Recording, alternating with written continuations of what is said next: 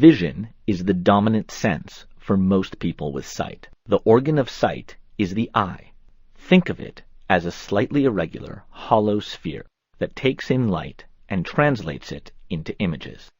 If we enlarge the eye and look inside it, we can discover how that's done. Inside the eye are various structures working together to create an image the brain can understand.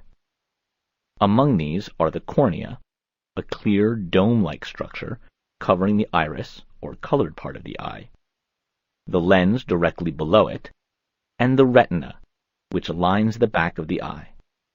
The retina consists of thin layers of light-sensitive tissue.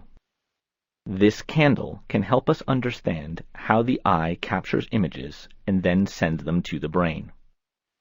First, the candlelight passes through the cornea. As it does, it's bent or refracted onto the lens. As the light passes through the lens, it's bent a second time. Finally, it arrives at the retina, where an image is formed. This double bending, though, has reversed the image and turned it upside down. If that was the end of the story, the world would always appear upside down. Fortunately, the image is turned right side up in the brain. Before that can happen, the image needs to travel as impulses along the optic nerve and enter the brain's occipital lobe. When the image forms there, it regains its proper perspective.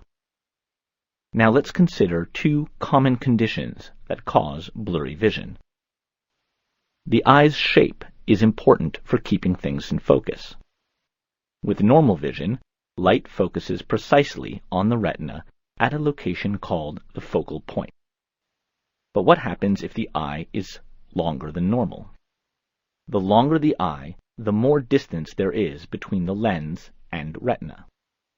But the cornea and lens still bend light the same way. That means the focal point will be somewhere in front of the retina rather than on it. This makes it difficult to see things that are far away. A person with a long eye is said to be nearsighted.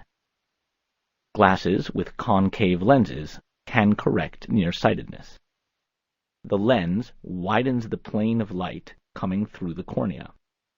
That pushes the focal point back onto the retina. Farsightedness is just the opposite. The eye's length is too short.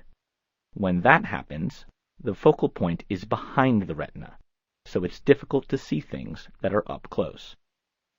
Glasses with convex lenses narrow the plane of light. Narrowing the light passing through the cornea moves the focal point back onto the retina and can correct farsightedness.